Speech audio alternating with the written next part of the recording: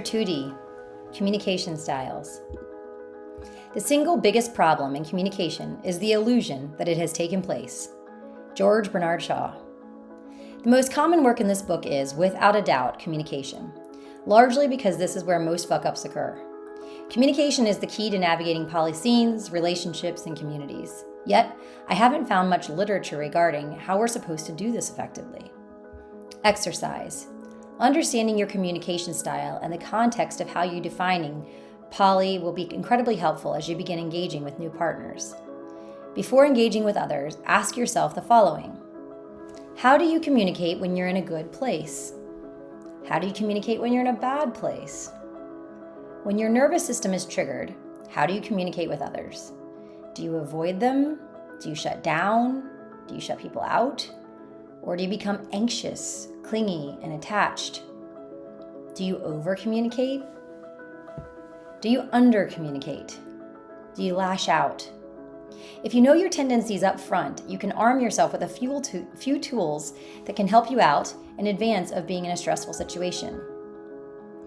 Multiamory's 4 pillars of healthy non-monogamy.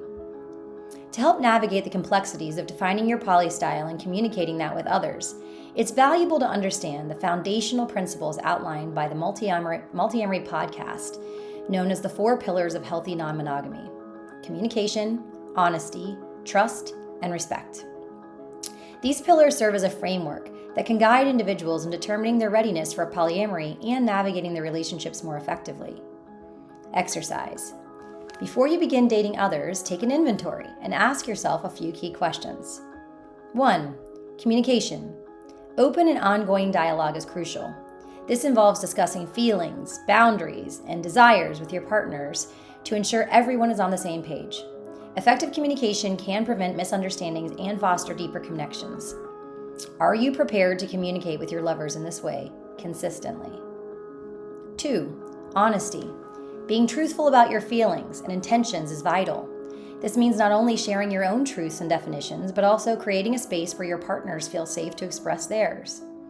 Honesty builds the foundation for trust and respect in relationships. Can you handle or manage complex emotions and changing definitions over time, and share and receive difficult truths? 3. Trust. Building trust takes time and effort. It involves being reliable and consistent in your actions. Establishing trust can help alleviate insecurities and jealousy that may arise in non-monogamous dynamics. What is your relationship with integrity? Do you consistently keep your word with others? Conversely, have your partners been high integrity so far? Polyamory will only amplify what you have already experienced in your dating life to date. 4. Respect. Respecting your partner's needs, boundaries, and feelings is essential. This means acknowledging their autonomy and understanding that their experiences and perspectives may differ from your own. Can you do this path on your own? If your partner does not want to pursue the same path as you, can you find a way to proceed? Respecting both individuals' autonomy. These pillars can serve as a touchstone as you navigate your polyamorous journey. They remind us to check in with ourselves and our partners, ensuring that our relationships are built on a solid foundation. Active listening and nonviolent communication. One of the most effective communication techniques that enhance our interactions in polyamorous relationships is active listening, as described in a recent episode from Multiamory podcast entitled The Importance of Active Listening in Relationships. This involves not just hearing the words someone says, but truly understanding the emotions and intentions behind them. Active listening requires us to be present, to give our full attention to the speaker, and to reflect back what we hear to ensure clarity. Fuck up. It's never about the chores. Whenever Savannah was feeling triggered about something regarding her partner Tom's other relationships, she would become fixated on minutia in the house. Immediately following a date, she'd wake up early the next morning with a long list of chores for Tom, which inevitably led to an argument. Tom never picked up on the fact that Savannah's micromanagement had nothing to do with the chores.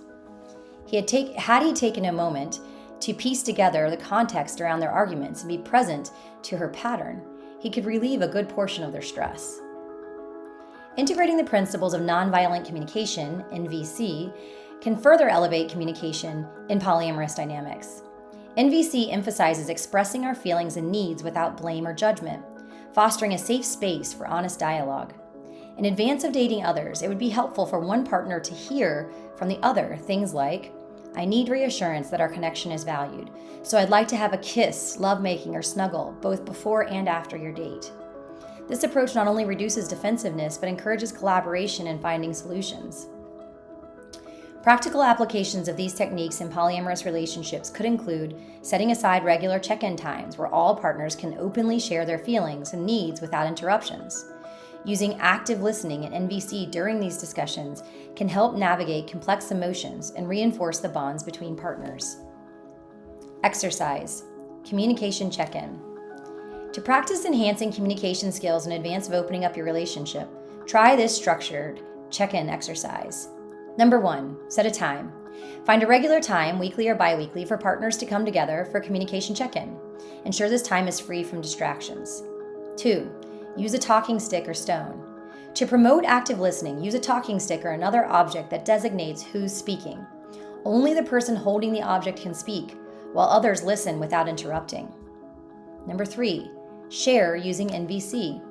Each partner takes a turn to express their feelings regarding a preset topic list: family, money, sexuality, work, etc., using nonviolent communication, which includes observation, state what you observe without judgment, when I saw you, ... leave without saying goodbye, for instance. Feeling, express how this makes you feel. I felt ignored, unimportant, ... Need, state what you need. I need more quality time, softer communication, a set-aside budget, etc. with you. Request, make a specific request. Would you be willing to set aside a night for just us? Number 4, respond with active listening. After each partner has shared, the others should reflect back what they heard to ensure understanding, using phrases like, "What I hear you saying is."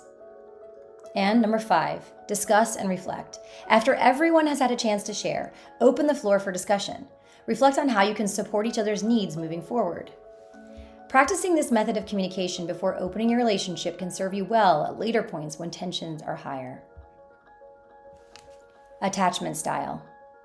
All of us, from cradle to grave, are happiest when life is organized as a series of excursions, long or short, from the secure base provided by our attachment figures. John Bowlby. As I have been in countless open relating scenarios over the last 15 years, I have come to learn that secure attachment is central to open relating. Secure attachment is characterized by trust, emotional availability, and the ability to communicate openly and honestly. It fosters a sense of safety and connection, enabling partners to navigate the complexities of relationships, especially in open relating scenarios, without fear of abandonment or insecurity. While I'm not going to go into extensive description regarding attachment styles in this book, I encourage you to read Polysecure by Jessica Fern, where the concept is explored in much further detail. My husband and I have been married for 10 years. We've had children together, navigated the ups and downs of life, and built a strong partnership grounded in secure attachment. I'm literally on a train right now to New York to spend a weekend with another lover, and my husband is fully supportive. This level of trust and understanding is the result of years of nurturing our connection. However, when it comes to securely attaching with new lovers, the landscape becomes much more challenging. It takes time, patience, and mutual investment to build the same level of trust and safety as you would with long-term partners. Miscommunications, jealousy, and insecurity can easily arise. Before engaging with new partners, take the time to learn what your own attachment style is, such that you can clearly communicate it with new partners to create a new level set on how you are likely to engage with them. Fuck up. I forgot that I'm anxious. Karina had been married for years and had developed a secure relationship with her husband. She did not know what her attachment style was, but that didn't impact her daily life because of her long-term marriage. However, when she started dating her first lover after opening her relationship, she became obsessive. She found herself checking her phone 50 times a day and felt severe anxiety when her new lover failed to return a text or call immediately. She ultimately broke up with the new lover largely because she was overwhelmed by her own anxiety. Had Karina taken the time to know her attachment style ahead of her new relationship, she could have prepared herself and her new lover by explaining her anxious attachment style, and they would have had a shot at addressing it together. Exercise. Learn your attachment style. This exercise is a series of statements related to attachment behaviors and feelings. Rate your agreement with each statement. 1 is I strongly disagree. 5 is I strongly agree. Number 1. I often worry that my partner doesn't love me as much as I love them. 2. I feel comfortable depending on others and having them depend on me. 3. I find it difficult to trust others completely. 1 is I strongly disagree. 5 is I strongly agree. Number 4. I prefer not to rely on others and keep my distance emotionally. Number 5. I often feel anxious when I'm not in contact with my partner. Number 6.